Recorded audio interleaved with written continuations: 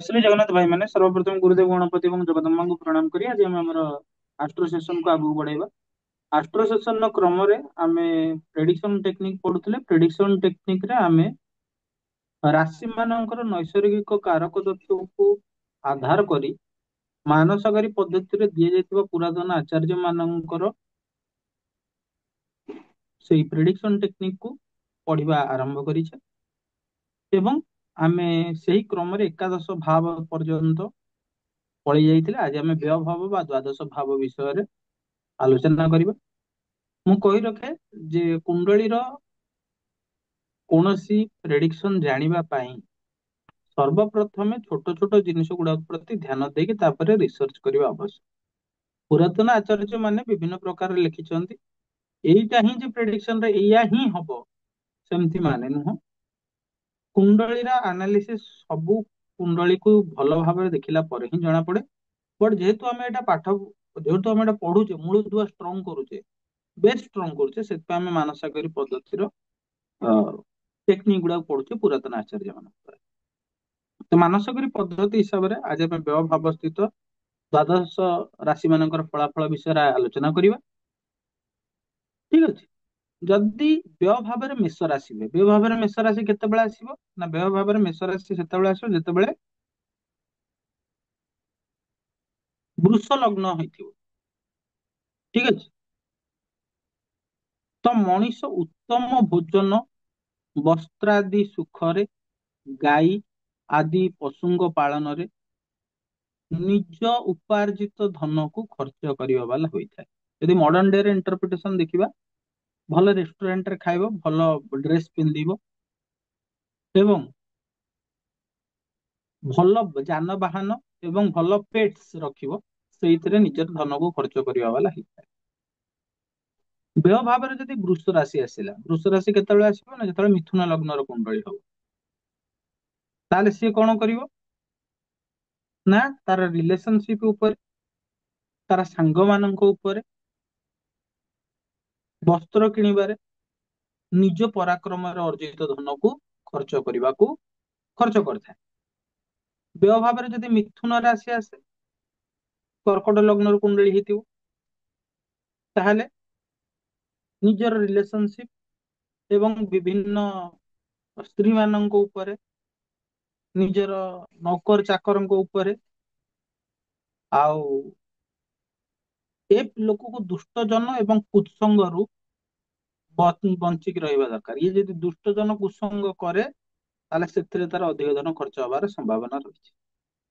ବ୍ୟବହାର ଯଦି କର୍କଟ ରାଶି ଆସେ ତାହେଲେ ସେଟା ସିଂହ ଲଗ୍ନର କୁଣ୍ଡଳୀ ହେଇଥିବ, ତାହେଲେ ସେ ଲୋକକୁ ତାର ବ୍ୟୟ ବ୍ରାହ୍ମଣ ଆଉ ଦେବତା ମାନଙ୍କର ଆରାଧନାରେ ଖର୍ଚ୍ଚ କରିବା ଉଚିତ। ଯଜ୍ଞ, ସାଧୁ ଜନଙ୍କ ପ୍ରଶଂସିତ ଧର୍ମ କାର୍ଯ୍ୟରେ ବ୍ୟୟ କରିବା ଉଚିତ। ଦ୍ୱାଦଶ ଭାବରେ ଯଦି ସିଂହ ରାଶି ଆସେ ମାନେ କନ୍ୟା ଲଗ୍ନର କୁଣ୍ଡଳୀ ହେଇଥିବ, ସେ ଲୋକକୁ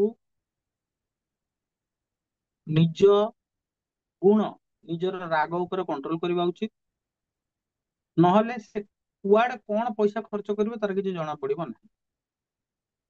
ଠିକ ଅଛି। ଆଉ ଅନେକ ପ୍ରକାର ଏ ଲୋକକୁ ମଧ୍ୟ କୁସଙ୍ଗରୁ ବଞ୍ଚିବା ଦରକାର। ଅନେକ ପ୍ରକାର ନିନ୍ଦନୀୟ ବା କ୍ରୂର କାର୍ଯ୍ୟରେ ପଇସା ଖର୍ଚ୍ଚ କରିବାର ସମ୍ଭାବନା ରହିଛି। ଯଦି ଦ୍ୱାଦଶ ଭାବରେ ଆପଣଙ୍କର କନ୍ୟା ରାଶି ଆସେ, ସେଇଟା ହଉଛି ତ ଆପଣଙ୍କର ତୁଳା ଲଗ୍ନର କୁଣ୍ଡଳୀ ହେଇଥିଲେ ହବ।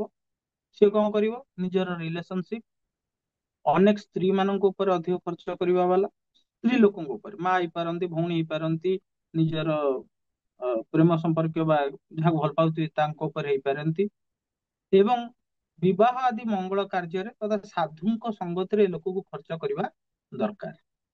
ବ୍ୟୟ ଭାବରେ ଯଦି ତୁଳା ରାଶି ଆସେ ତାହେଲେ ଦେବତା, ବ୍ରାହ୍ମଣ, ବନ୍ଧୁ ବର୍ଗ, ବେଦ ଆଉ ଶାସ୍ତ୍ରକୁ ରକ୍ଷା କରିବାକୁ ବ୍ୟୟ କରିବା ଉଚିତ। ବ୍ୟୟ ଭାବରେ ତୁଳା ରାଶି ସେତିକି ବେଳେ ଆସେ ଯେତେବେଳେ ବୃଶ୍ଚିକ ଲଗ୍ନର କୁଣ୍ଡଳୀ ହେଇଥାଏ। ତେଣୁ ଏ ଲୋକକୁ କହିବା ହିସାବରେ ଦେବତା, ବ୍ରାହ୍ମଣ, ବନ୍ଧୁ ବର୍ଗ ଆଉ ବେଦ ଶାସ୍ତ୍ରକୁ ରକ୍ଷା କରିବା ଉପରେ ଖର୍ଚ୍ଚ କରିବା ଉଚିତ। ଏବଂ ସଦା ସର୍ବଦା ନିୟମ ବ୍ରତକୁ ପାଳନ କରିବା ଉଚିତ। ଆଉ ଶ୍ରେଷ୍ଠ ଜନଙ୍କୁ ସେବା କରିବାର ମଧ୍ୟ ଏ ଲୋକକୁ ଖର୍ଚ୍ଚ କରିବା ଉଚିତ। ତାପରେ କଣ, ବ୍ୟୟ ଭାବରେ ଯଦି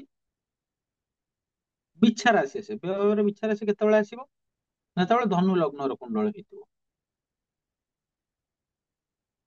ଇଏ ଲୋକ ବାଇ ଡିଫଲ୍ଟ ଦାନୀ ହେଇଥାଏ, ମାନେ ଏଇ ଯୋଉ ରାଶି ଆସିଲା ବୃଶ୍ଚିକ ରାଶି ବାଇ ଡିଫଲ୍ଟ ଦାନୀ ହେଇଥାଏ। ଏ ଲୋକ କପଟି ଲୋକଙ୍କଠୁ ବଞ୍ଚିବା ଉଚିତ। ଧର କପଟ, ମାନଙ୍କ ହୃଦୟରେ କପଟ, ମାନେ ତାଙ୍କୁ ହଠାତ୍ ଭଲ ସାଙ୍ଗ ଚୁଜ୍ କରିବା, ମାନେ କାହା ଉପରେ ଫଟ ସେ ବିଶ୍ୱାସ କରିବା ଉଚିତ ନୁହଁ। ଯିଏ ଭଲ କଥା କହୁଛି ତାପରେ ବିଶ୍ୱାସ କରିଯାଆନ୍ତି ଧନୁ ଲଗ୍ନ ବାଲା, କୁଣ୍ଡଲି ବାଲା, ତେଣୁ ଏ ଲୋକକୁ ବଞ୍ଚିକି ରହିବା ଉଚିତ, କି ଆକ୍ଚୁଆଲି ସତ କହୁଛି, ତାର କଥା ଆଉ କର୍ମକୁ ମିଳେଇକି ଦେଖିଦବା ଉଚିତ। ତେଣୁ ଇଏ ଲୋକର ବିଡମ୍ବନା ଏଇଆ ଯେ ଇମୋସନାଲ ବ୍ଲାକମେଲ ହବ ଏବଂ ତାପରେ ସେ ଖର୍ଚ୍ଚ କରିଦବ। ଠିକ ଅଛି। ଏବଂ ୟାର ଧନ ଚୋରି ହବାର ସମ୍ଭାବନା ଥାଏ, ଚୋରି ହେଇଯାଏ, ଚୋରିରେ ମ୍ୟାକ୍ସିମମ୍ ଜିନିଷ ୟାର ହଡପ ହେଇଯାଏ। ଠିକ ଅଛି। ଆଉ ୟାକୁ ସତ୍ ମାର୍ଗ ବା ସାଧୁ ମାନଙ୍କ ଉପରେ ଖର୍ଚ୍ଚ କରିବା ଉଚିତ, ବିଦ୍ୟା ଉପରେ ଖର୍ଚ୍ଚ କରିବା ଉଚିତ, ଭଲ ବିଦ୍ୟା ଆହରଣ କରିବା ହିସାବରେ ଖର୍ଚ୍ଚ କରିବା ଉଚିତ। ଦ୍ୱାଦଶ ସ୍ଥାନରେ ଯଦି ଧନୁ ରାଶି ଆସେ, ଏଇଟା ହବ ମକର ଲଗ୍ନର କୁଣ୍ଡଳୀ। ମକର ଲଗ୍ନର କୁଣ୍ଡଳୀରେ ଦ୍ୱାଦଶରେ ଧନୁ ରାଶି ଆସିବ। ଏ ଲୋକକୁ ପାପୀ ମାନଙ୍କ ଠାରୁ, ପାପୀ ମାନଙ୍କ ସଙ୍ଗତି ଠାରୁ ଦୂରେଇ ରହିବା ଉଚିତ। ପାପୀ କିଏ? ପାପୀ ହେଉଛନ୍ତି ସିଏ ଯେ ଯୋଉମାନେ ନିଜର ଧର୍ମରୁ ପାଳନ କରିବା କରୁନାହାନ୍ତି, ଯୋଉମାନେ ଧର୍ମୋଚିତ କର୍ମ କରୁନାହାନ୍ତି, ସେମାନେ ପତିତ ହେଇଯାଇଛନ୍ତି। ପାପୀ ମାନେ ହେଲେ ପତିତ। ପତିତ ମାନେ କଣ? ଆକ୍ଚୁଆଲି ତାର ଯେମିତି ବ୍ରାହ୍ମଣ ଧର୍ମ ହଉଛି ଷଟ୍ କର୍ମ, ଯୋଜନ ଯାଜନ ଅଧ୍ୟୟନ ଅଧ୍ୟାପନା ଦାନ ପ୍ରତିଗ୍ରହ, ଏଇଟା ହଉଛି ବ୍ରାହ୍ମଣର ଷଟ୍ କର୍ମ। ସେ ଯୋଉ ଲୋକ ଏ ଷଟ୍ କର୍ମକୁ ତାର ପାଳନ କରୁନାହିଁ, ତାହେଲେ ସେ ପତିତ ହେଇଗଲା। ତାର ଯୋଉ ଧର୍ମକୁ ସନାତନ ସଂସ୍କୃତିର ଧର୍ମକୁ ରୁ ସେ ମିସଗାଇଡେଡ ହେଇଗଲା, ତାକୁ ପତିତ, ମାନେ ସେ ମିସଗାଇଡ ହେଇଗଲା, ସେ ଧର୍ମକୁ ପାଳନ କରୁନି। ତେଣୁ ବ୍ରାହ୍ମଣଚିତ ଧର୍ମ ନ କରିବାରୁ ପତିତ ହେଇଗଲା। ତାକୁ ଏଇ ହିସାବରେ ଶାସ୍ତ୍ର ତାକୁ ପାପୀ କହିଛି। ଠିକ ଅଛି। ତାକୁ ଏଇଭଳିଆ ଲୋକଙ୍କଠୁ ଦୂରେଇ ରହିବା ଉଚିତ, କାରଣ ତା ଉପରେ ଇନଫ୍ଲୁଏନ୍ସ ହବାର ସମ୍ଭାବନା ବହୁତ ଅଛି। ଠିକ ଅଛି। ଆଉ ସିଏ କଣ କରେ ନା, କୃଷି କର୍ମ ତଥା ଆ,